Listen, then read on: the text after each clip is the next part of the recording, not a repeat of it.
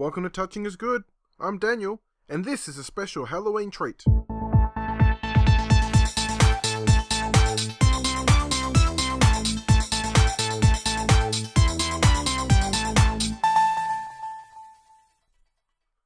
It's the spooky season, and what better way to celebrate it by blowing the heads off zombies.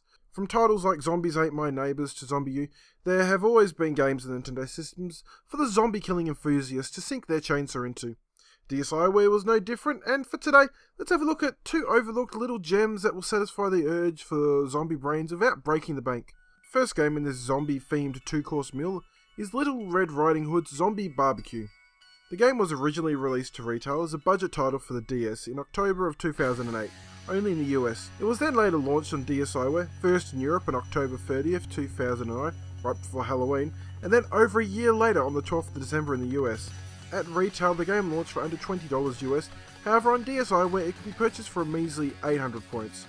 Re-releasing retail games onto the DSi shop wasn't something that was seen all too often. I can only think of a handful of games that came to DSiWare, and for the most part, most titles that did this took an approach of selling a smaller scaled down versions, a la the Nintendo A Little Bit of series, or Space Invaders Extreme Z. Developer Enjoy Up Games, however, brought the full retail experience to the DSi shop. So about the game, Little Red Riding Hood Zombie Barbecue sees you take on the roles of either Little Ready to Rock Riding Hood or Momo Kamikaze Toro in their epic quest to clear Story World, a land where all the fictional storybook characters of our childhood, and Tokyo, live, from the vile plague of undead sweeping over it. So it's up to our two young, plucky and sexy heroes to arm themselves and fight back the evil hordes. The story starts out sometime after Red Riding and the Woodsman have saved the world from the forces of evil led by the Big Bad Wolf. The Woodsman has recently died in battle, and while on her way to visit Grandma, Red discovers zombies overrunning the place. Our two heroes then team up and decide to get to the bottom of this infestation. Their adventure sees them travelling the globe and encountering other fairy tale characters, most of whom have been turned into horrific zombified versions of themselves, including, and not limited to, Granny, Gretel, Pinocchio, and even Santa Claus. So yeah, the story is incredibly stupid, never takes itself overly seriously, and is balls to the wall awesome. The game plays almost like a type of vertical shooter. Your character is stuck on a grid on the bottom of the screen. You can move left to right to dodge attacks using either the D-pad or face buttons, or if you tap on a square to move with the stylus, you'll move right over there, which is great for quickly dodging an attack. Also, tapping down on your character will make them duck for any sweeping attacks that are sent your way. As for attacking your undead foes, you simply tap on the screen where you want to fire and you'll send a barrage of bullets in that direction, or ninja stars in the case of Momo. So the controls aren't that complicated and work a treat with the super arcadey gameplay. You will need to be on your toes at all times, making sure you're focusing on both taking out the enemies and dodging their attacks. There are a few twists in the gameplay, the usual you'll see in these kinds of arcadey games. You can get a limited supply of sub-weapons that cover your usual zombie hunting arsenal, such as shotguns, grenade launchers, and even a laser, because why the hell not? These are found hidden throughout the game, hidden in various crates and barrels on the stages. The undead hordes you face up against come in a wide variety of nasties to take down. You have your standard old-fashioned zombies, ones that will sit back and hell vomit at you, larger beast ones that'll take a ton of firepower. Later in the game things get mixed up with stuff like evil pumpkin toy soldier heads that shoot laser beams at you, creepy childlike ghosts that teleport around the screen trying to attack you up close, floating robotic eyes, just to name a few. As if all of this wasn't enough to try and keep track of, as you progress through the game, stages throw environmental obstacles for you to avoid in the form of exploding barrels, electrified barriers, suits of armors trying to hit you with their axes from the side of the stages, and so on. Each area comprises of 3 stages, the first 2 of which you'll be slowly ploughing your way through the undead legions and just trying to survive. The third, however, will see you up against a massive boss. These will play pretty much like your classic old school shooter boss battles. It's all about memorising the attack patterns, dodging when you need to and attacking when you can. That's all there really is to the gameplay. While it may not sound like much, in the later stages of the game it's more than enough to have you pulling your hair out of frustration in no time, just trying to deal with all the game's dishing out. And that's just a normal difficulty.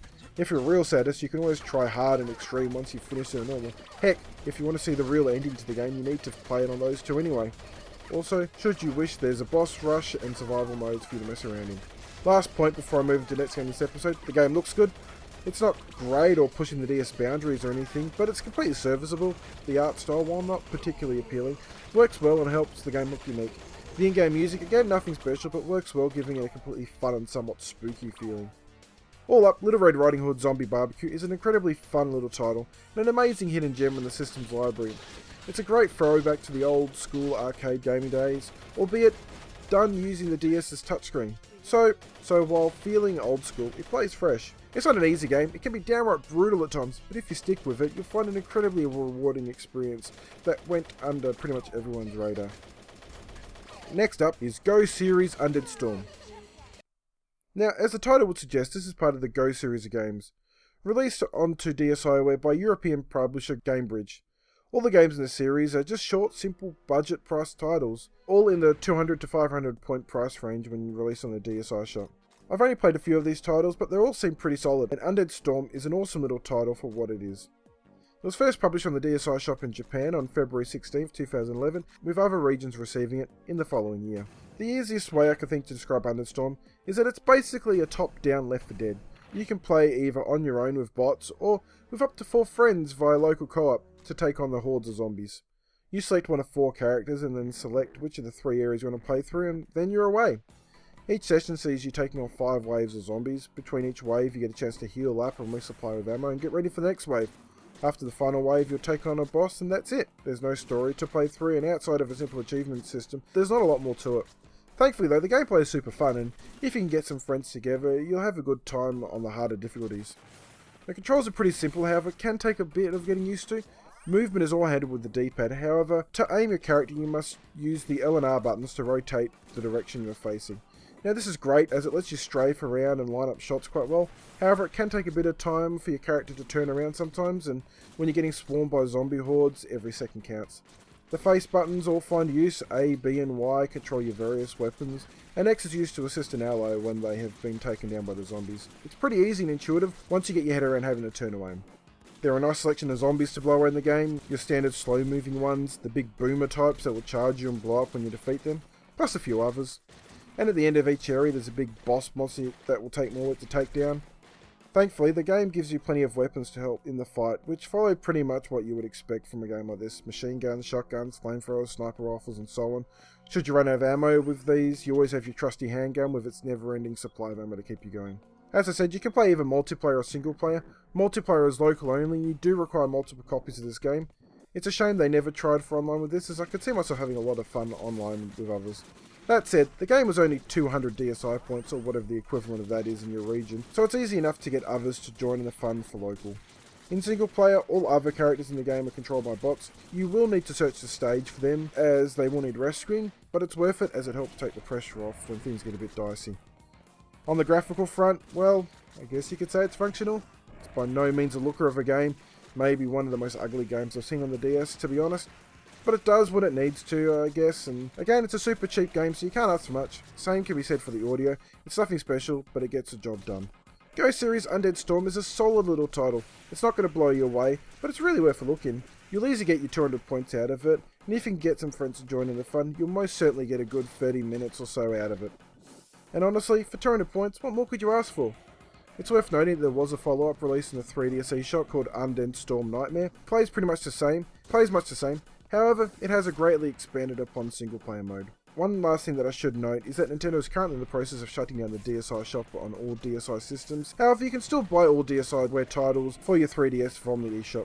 So if you're interested in either title, head over to the 3DS eShop and check them out. You won't be disappointed. That's it for this episode of Touching is Good. Next episode shouldn't be too far away, and it'll be the long-awaited Part 3 of the Dragon Quest on the DS series, covering Dragon Quest Wars and Dragon Quest 9. Until then, check me out on Twitter for updates on when the next episode is. It's @WorthNintendo. Please hit the subscribe button to keep up with all the latest videos from Vooks.net, and I'll catch you next time. Bye.